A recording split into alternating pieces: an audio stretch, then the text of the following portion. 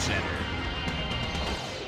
Hi there, I'm Chris Berman. We got a lot of games to cover, so let's get to it. In our first game this week, we had the Jaguars win this one to the tune of 13 points. Dennis Northcutt stepped it up this week and gave his team some added firepower for the win. The Reverend Isaac Bruce pulled down 100-plus receiving yards and helped his Rams beat the Falcons. In a long-standing NFC rivalry, we had the Packers pick up their first win of the year. In the home of country music, Tennessee, we had the Titans get sent home with a 14-point loss. Down in Qualcomm Stadium, we had the Chargers get sent away with a 7-point loss. We had a big injury in this one, and Trey has the lowdown for us. Trey? All right, Chris, thanks.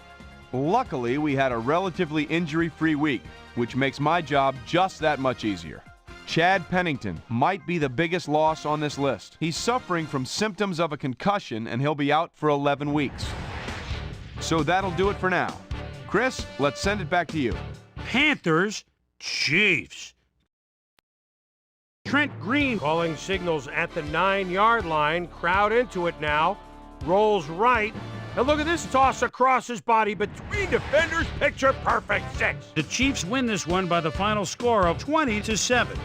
The Lions got 300-plus yards from their offense in their victory at Ford Field. The Patriots won on the road and will head into their bye week on a high note. Corin Robinson stepped it up this week and gave his team some added firepower for the win. Tim Carter had over 50 yards receiving and helped his Giants beat the Redskins.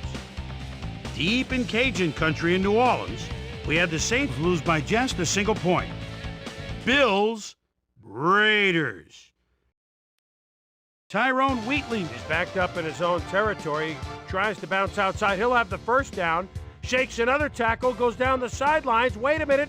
Yes, the ref said his feet were in. He could go all the way. 73 yards. The Raiders go on to win this by the final score of 31-16. Over at Lincoln Financial Field, we had the Eagles come away with a decisive 10-point win. In a long-standing AFC rivalry, we had the Steelers pick up win number 2. And last but not least, we had the Bengals come away victorious. So, 2 weeks into the books here on ESPN, here's my prime time performers for week number 2, and each is going to get a game ball. That'll do it, sports fans. I'm Chris Berman, and thanks so much for joining us here in the Bristol studios. We'll see you next week right here on ESPN, the worldwide leader in sports.